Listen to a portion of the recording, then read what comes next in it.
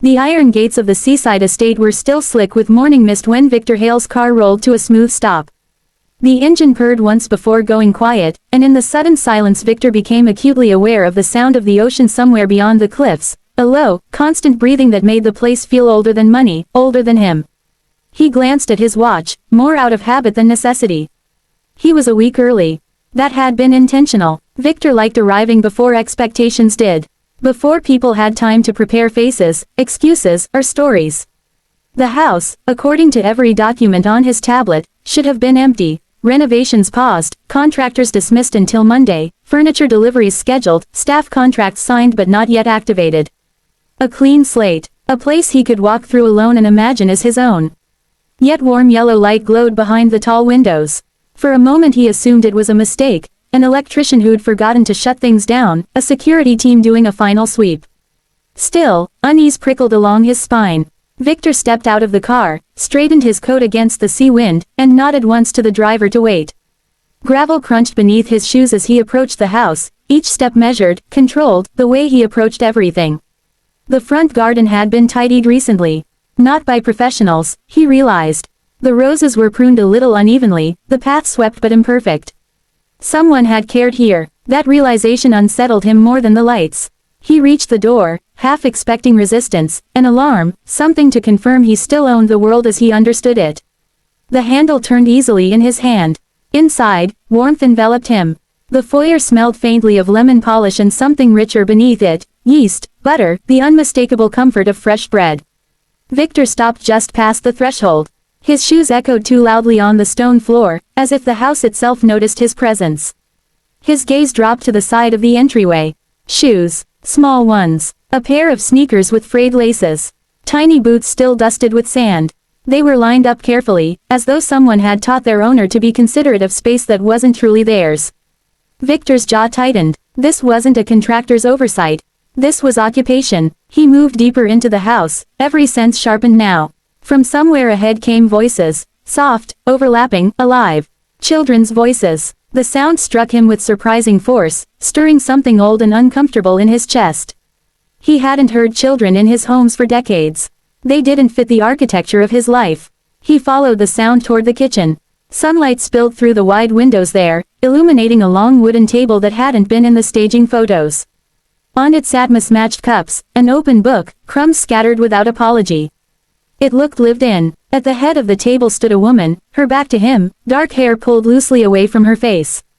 She was pouring tea, speaking in a calm, steady tone that threaded easily through the children's quiet argument. There was authority in her voice, but also warmth, an ease Victor recognized before his mind caught up to his heart. She turned. For a heartbeat, time faltered. The cup slipped from her hand, struck the tile, and shattered, the sharp crack echoing through the room. Tea spread like a stain across the floor, steam rising between them. Victor, she said. He hadn't heard his name spoken like that in years. Not flat or deferential or impressed. Just his name, weighted with history. Anna. The sound barely resembled his own voice. It felt scraped from somewhere deep, unused. Anna Cross stood before him, older than his memory yet. Unmistakable. The same eyes, steady, unflinching. The same quiet presence that had once anchored him when he still believed he could have more than one kind of life.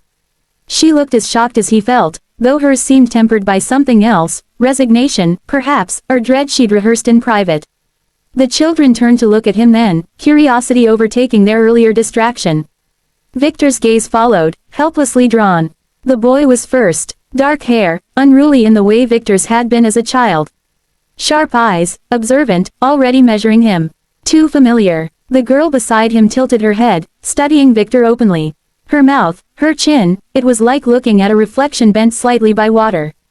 The room felt suddenly too small, the air too thin.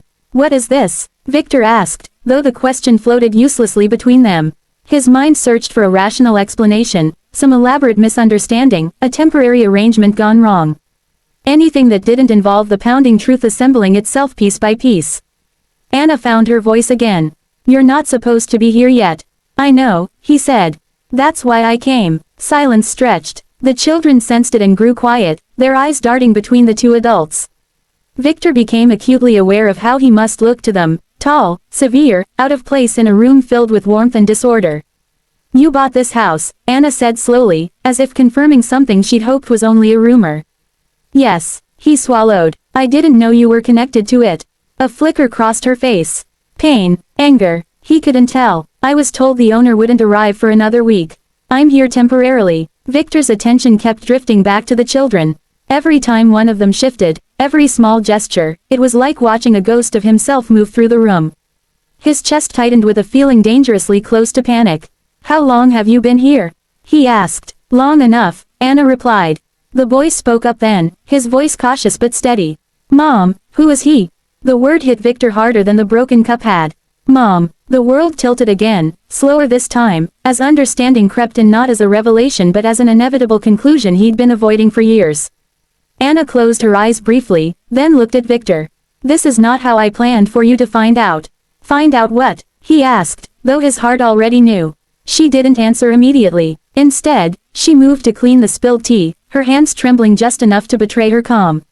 Victor watched her kneel, watched the children instinctively shift closer to her, forming a small, protective arc. The sight hollowed him. Somewhere in the back of his mind, contracts and schedules and obligations screamed for attention. Security breaches, legal ramifications, but they all felt absurdly distant, like noise from another life. Anna straightened and met his gaze. Her voice was quiet when she spoke, but it carried with it the weight of years unspoken. Victor, she said, you shouldn't have come early. And standing there, in a house he owned but did not understand, surrounded by a life he hadn't known he'd left behind, Victor realized with dawning clarity that nothing he'd built had prepared him for what waited beyond that moment. The ocean pressed its steady rhythm against the windows, a low, endless hush that filled the silence no one seemed ready to break. Victor stood where he was, just inside the kitchen, as though crossing any further into the room might trigger something irreversible. Sunlight crept across the floor, glinting off the shards of the broken cup, catching on the thin line of tea that had begun to dry at the edges. Everything felt suspended, caught between before and after. You live here, Victor, finally asked, though the question sounded absurd even as he spoke it. His voice was steadier than he felt, a reflex honed over decades of boardrooms and negotiations. Anna shook her head slowly. No, we're here temporarily. She gestured vaguely toward the window, the house, the life surrounding them. I was hired as a caretaker. Just until the owner arrived. I'm the owner, Victor said, the words automatic, almost defensive. He waited for them to reassert control, to snap reality back into place. They didn't. Anna looked at him for a long moment, searching his face as if to confirm that the truth hadn't changed in the last few seconds. Then I suppose this conversation couldn't be delayed forever. Victor's attention drifted again to the children. The boy had climbed onto his chair, arms crossed, studying Victor with the intensity of someone who didn't yet know how to hide his thoughts.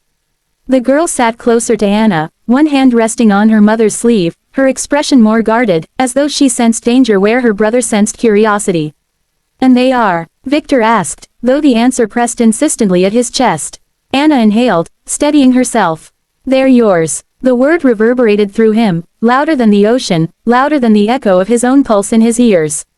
Yours. It was a word Victor had used only in terms of assets and acquisitions, things secured and controlled.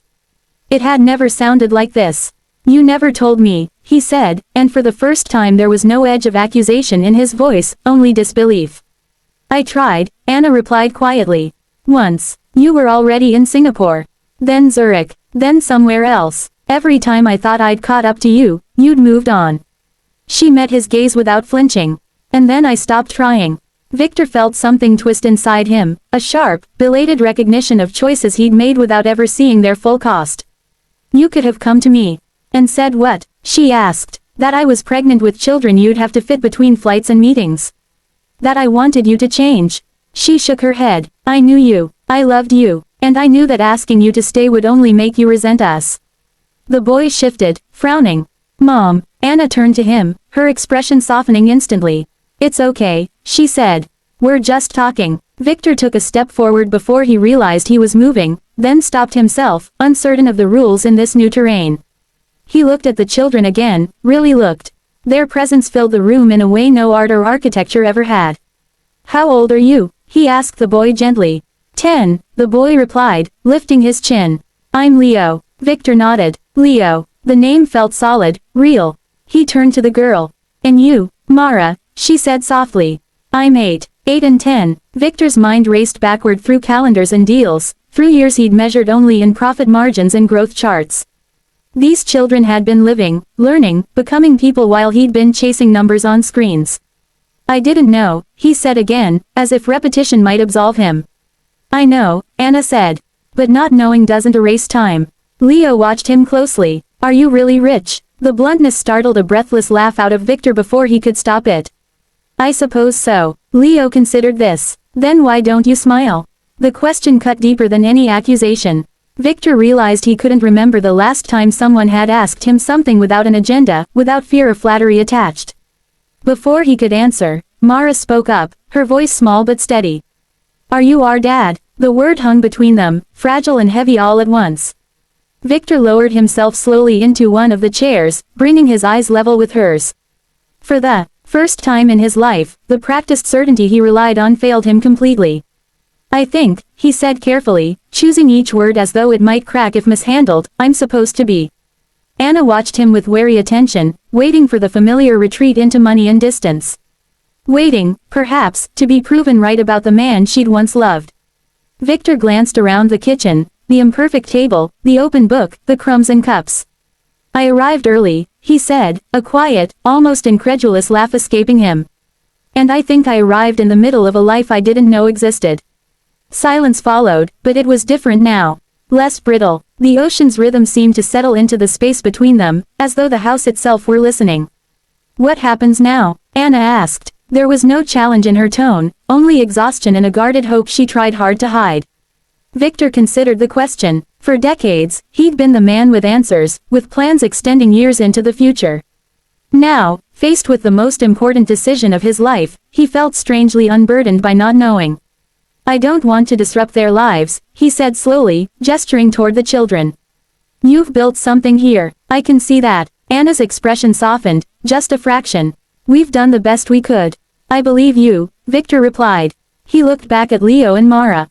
But I don't want to be a stranger who disappears again either. Leo uncrossed his arms. You could stay for breakfast, he suggested. We have enough. The simplicity of the offer undid something in Victor's chest. He realized then that no negotiation, no contract he'd ever signed, had carried this kind of weight. Anna hesitated, then nodded. We do, she said.